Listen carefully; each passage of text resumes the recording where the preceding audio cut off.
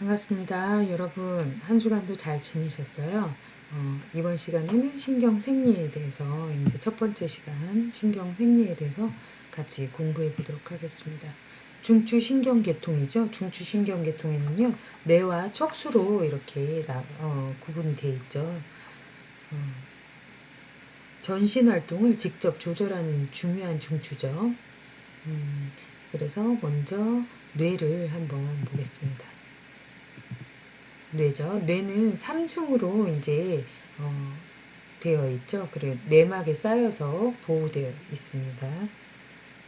경질막, 거미막 및 공간으로 이렇게 뇌는 3층으로 되어 있는데요. 경질막은요, 머리뼈 안에 부착된 이제 가장 바깥쪽을 경질막이라고 하고요. 이제 혈관이 많은 층이죠. 머리뼈 안쪽에 뼈막으로 이제 작용을 하고 있습니다. 거미막은요, 중간에 있어요. 그리고 신경의 분포가 좀 미약하고요. 고유 혈관이 없는 경질막 바로 내측에 얇은 막입니다.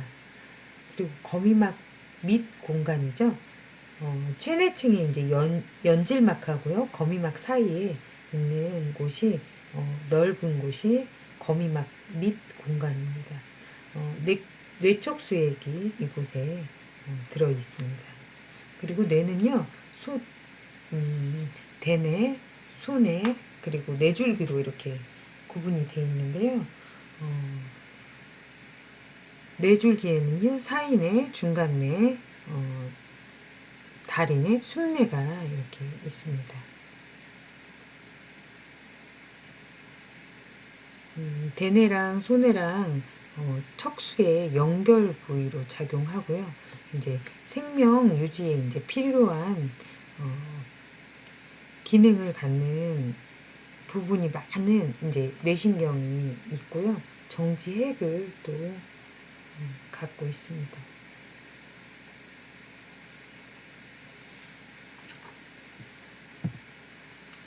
이렇게 뇌 부위별 기능에 대해서 이렇게 보시면 됩니다. 그림 14-1번에 대뇌 겉질, 대뇌 속질, 뇌들보, 시상, 대뇌 변형계, 소뇌, 시상 하부 이렇게 나와 있죠. 대뇌 방구의 구분입니다. 그림 한번 보시고요. 대뇌입니다. 이제 대뇌는요, 이제 대뇌 겉질하고 속질 이렇게 나와 있죠. 대뇌 겉질에 이제 영역별로 이제 또 기능을 또 같이 알아볼 거고요. 대뇌 겉질은요, 현미경으로 이제 관찰해 보면 6층으로 되어 있고요. 이제 고등동물일수록 좀 광범위하다고 이렇게 나와 있죠. 그리고 새겉질이라고 합니다. 심피질이라고 하죠. 두께가 한 2에서 5mm 정도 회백질로 되어 있다고 하고요. 그리고 대뇌 속질입니다. 대뇌 속질은 백색질로 되어 있습니다. 이제 겉질의 신경세포들과 이제 연결을 갖는 신경섬유가 여러 방향으로 이제 진행되고 있다고 하죠. 진행 방향과 기능을 이제 기준으로 해서요, 세 종으로 이제 나와 있는데요. 이게 투자섬유, 연합섬유, 막교차섬유, 교련섬유라고 합니다. 이렇게 섬유들이 세 가지의 섬유가 있습니다. 대뇌 겉질의 이제 영역별 기능을 보면요, 대뇌가 이제 고위 중추라고 그러죠. 그래서 수의적 근육운동 중추고요. 의지적인 운동을 주체하는 운동 중추죠. 그리고 여러 감각기관들로부터 감각 충동을 받아서 판독 처리하는 감각 중추. 모든 이제 정신적 기능과 언어에 관한 연합 중추로 이렇게 나뉘어져 있죠. 대뇌 겉질의 이제 기능을 이렇게 나타내고 있는 겁니다. 처음에 이제 운동 영역이 있고요. 운동 영역. 그리고 그 다음에 감각 영역이 있겠죠. 그리고 연합 영역이 있습니다. 대뇌 겉질에. 그래서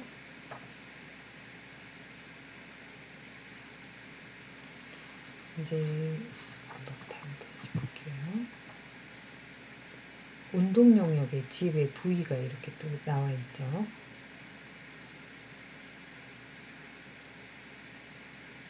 이제 운동 피라미드 이제 중추의 지배를 받는 운동 영역이요.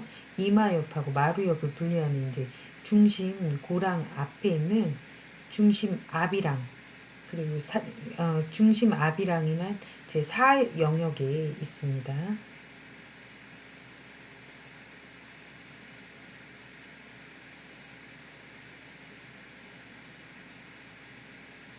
이마 옆에 이제 다른 부분들도요. 운동 기능에 관여를 합니다.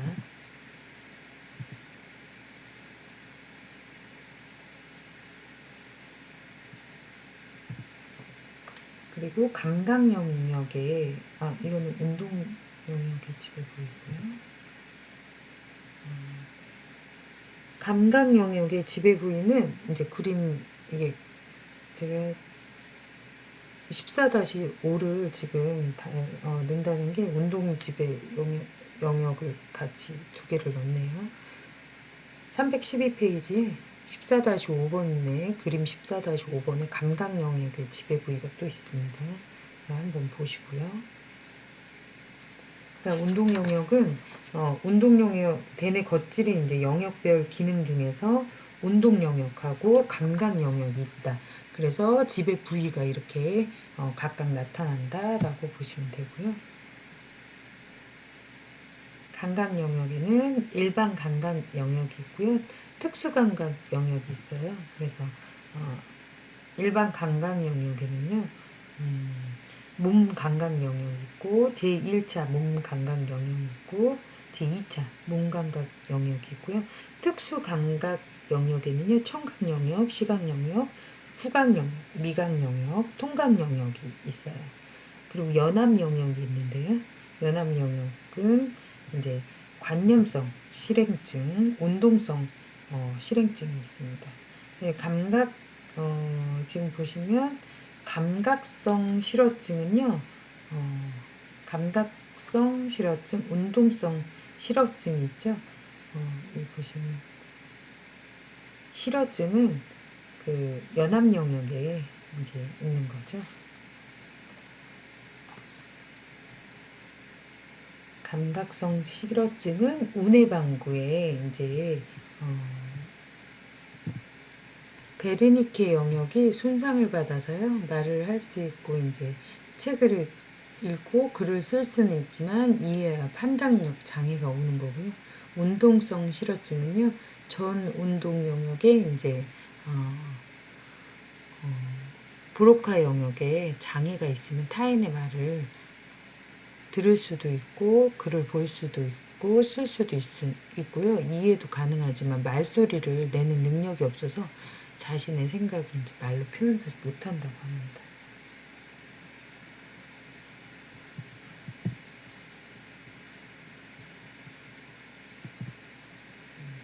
보시면 실인증이 있고 실어증이 있습니다. 감각 영역입니다. 감각. 이제 바닥핵이죠. 대뇌 방구 속질부에 있는 백색부의 신경액들이 집단을 이루고 있는 회백질 덩어리라고 이렇게 바닥핵을 나타냈죠. 자세 조정하고요. 신체 운동 조절을 하고요. 대뇌에서 받아들여진 운동의 이제 의도에 따라서 손해랑 이제 같이 구체적인 운동 프로그램을 만들어서요. 부드럽게 이루어지도록 반사활동을 통합한다고 합니다. 바닥핵이.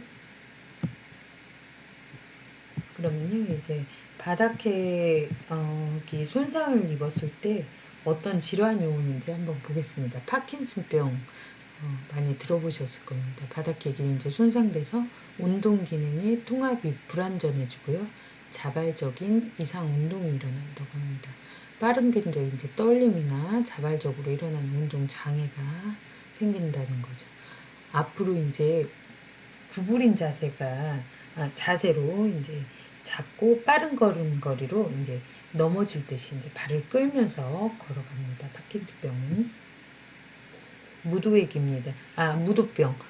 꼬리액 손상에서 오는 과잉 운동성 증세죠. 억제할 수 없는 일련의 근운동이 사지랑 얼굴 근육에서 일어나고요. 되풀이되는 질환입니다. 곰지락 운동이라고 하는데 이거는 렌즈 핵에 주된 손상 부위가요 있는 질환이죠. 손과 손가락 또 때로는 몸통, 발가락 등이 서서히 이제 꼬이고요. 비트는 운동을 반복하는 질환이라고 합니다. 대뇌 이제 바닥핵에 어디에 있는지 보시면 됩니다.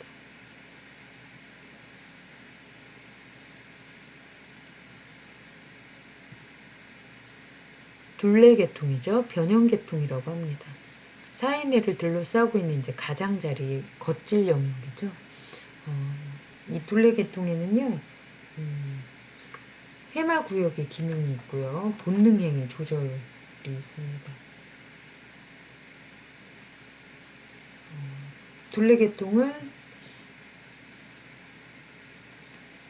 둘레계통에서 해마구역의 기능에서는요, 학습, 각성, 주의 집중, 기억, 스트레스 반응을 조절한다고 하고요.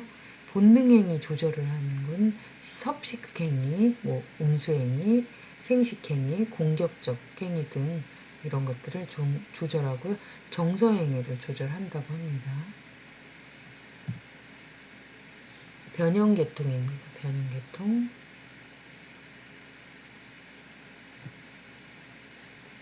수위운동의 흥분전도로입니다. 피라미드 다발계통이죠. 한 개의 혹은 또 수개의 근육을 수축시켜서요. 섬세하고 정교한 근육운동을 하게 하는 전도로죠. 전신 뼈대근의 수위운동을 지배하는 전도로입니다. 피라미드 외로개죠.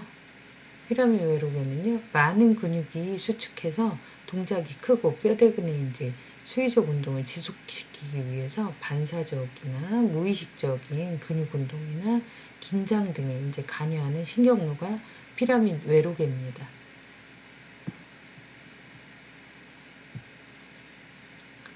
피라미드 다발하고요, 피라미드 외로죠. 대뇌 이제 겉질로부터 이제 척수까지 사이에 이제 주 운동신경 흥분 전도로죠. 피라미드 다발하고 피라미드 외로를 이제 설명한 모식도는요, 승내에서 교차하지 않고요, 척수에서 이제 교차됩니다.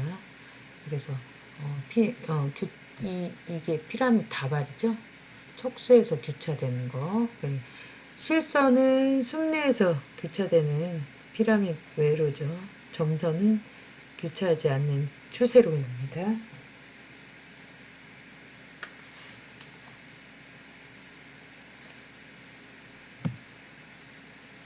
뇌전도죠.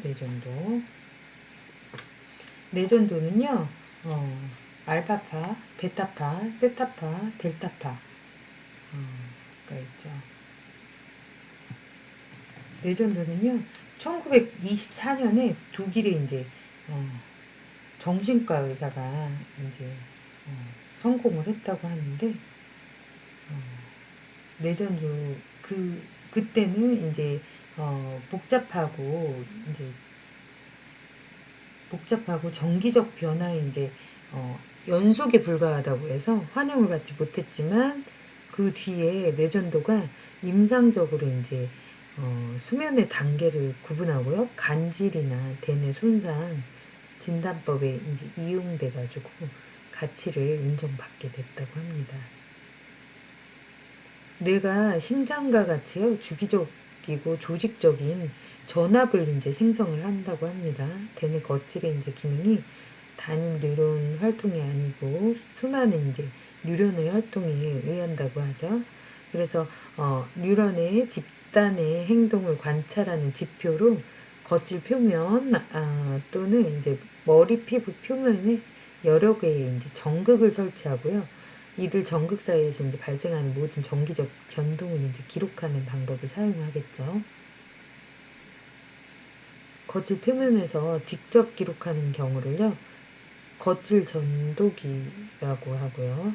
머리의 표면에서 기록하는 경우를 뇌전도라고 합니다. 그래서 이때 파형을 뇌파라고 하고요. 기록되는 곡선이요, 대체로 이제 정형 곡선에 가까운 파동이고요. 주파수에 따라서 알파, 베타, 뭐 이렇게 알파, 오메가 네 가지로 분류된다고 합니다. 알파파를 한번 세타파, 델타파죠.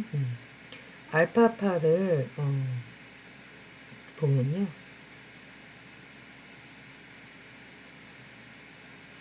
눈을 감고 이제 조용히 쉬고 있을 때 잘 나타난다고 하죠. 그리고 뒤통수 부위에서 잘 관찰이 된다고 합니다. 이제 알파파는요, 중간 속파죠. 중간 주파수가 이제 8에서 13 CPS 정도 된다고 합니다.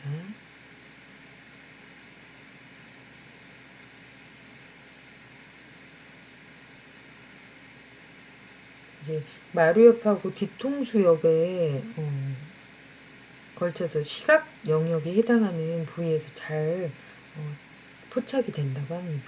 정상 성인의 경우에요, 일반적으로 눈을 감고 이제 조용히 쉬고 있을 때 정상 성인일 때가 잘 나타난다고 하고요. 뇌파의 변동이요, 나이에 따라서 다르게 나타난다고 합니다. 그래서 14세에서 19세에 이제 성인의 완전한 알파파가 된다고 합니다. 베타파입니다. 속파로요, 주파수가 이제 14에서 30 CPS고요.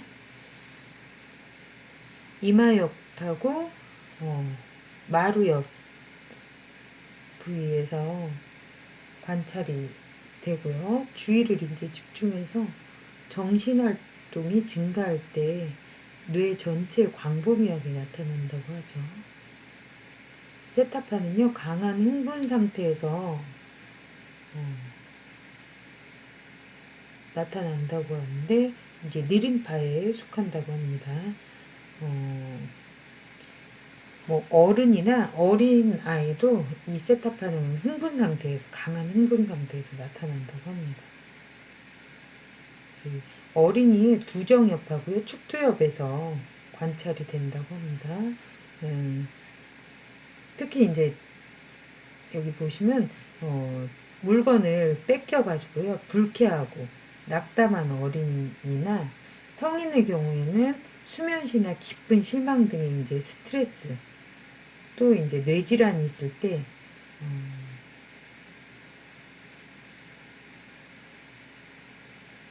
특히 이제 실망한 젊은 여성에게서 잘 나타난다고 합니다.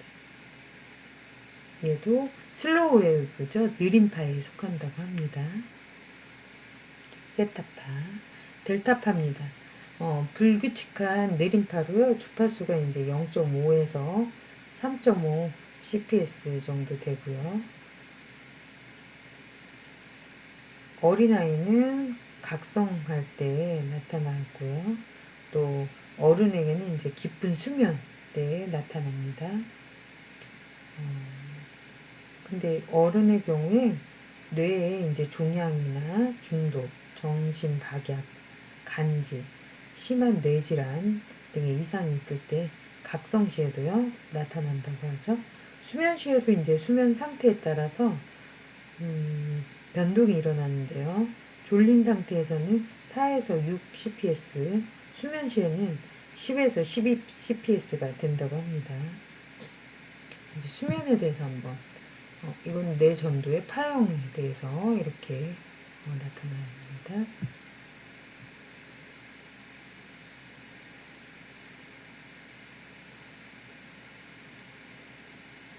수면이죠, 수면.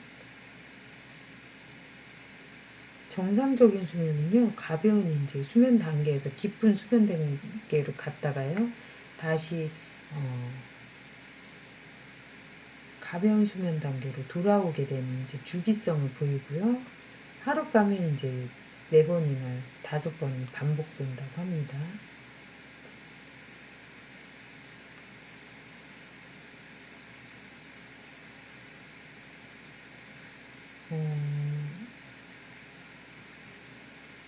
수면 중에요, 뇌파를 이제 기록해서 보면은, 2가지 형태가 이렇게 나타난다고 합니다. 첫 번째가 이제 느림파 수면, 2번째가 이제 빠른파 수면이죠. 느림파 수면은, 대뇌 겉질하고, 겉질 및 기구의 활동이 저하된 상태로 이제 심장 박동이 감소된다고 나와 있죠. 혈압이 하강되고 호흡수가 감소된다고 이렇게 나와 있습니다.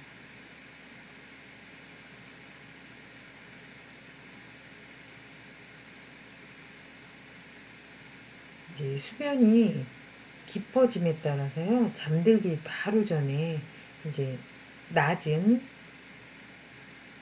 진폭 느림파에서 높은 진폭 느림파로 이렇게 변화된다고 합니다.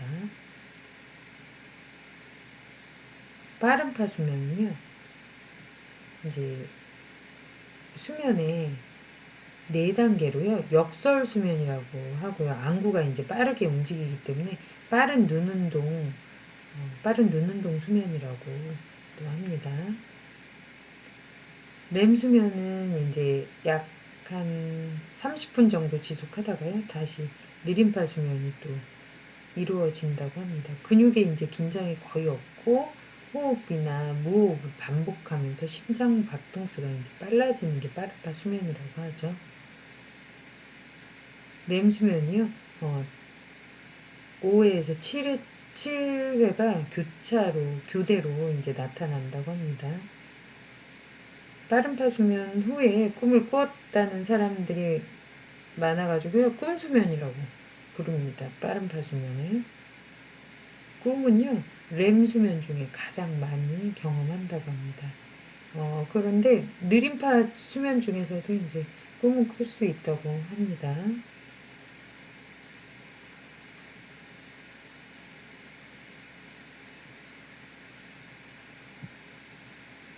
나이에 따른 이제 수면하고 각성 주기죠.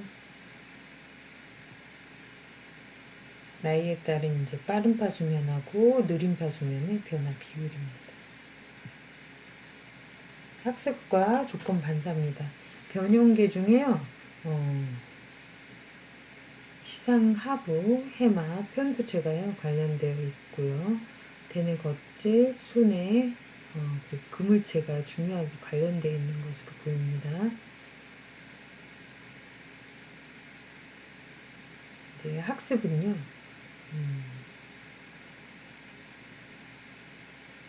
고등동물이요, 과거 경험의 반복됨에 따라서 이제 일정한 자극을 통해서 행동 양식을 변화하고 조정, 발전시키는 능력을 갖는 것을 학습이라고 하고요. 조건 반사는 이제 무조건 반사를 바탕으로 해서 출생 후의 경험이나 학습을 통해서 얻은 반사를 조건 반사라고 합니다. 기억입니다. 메모리죠.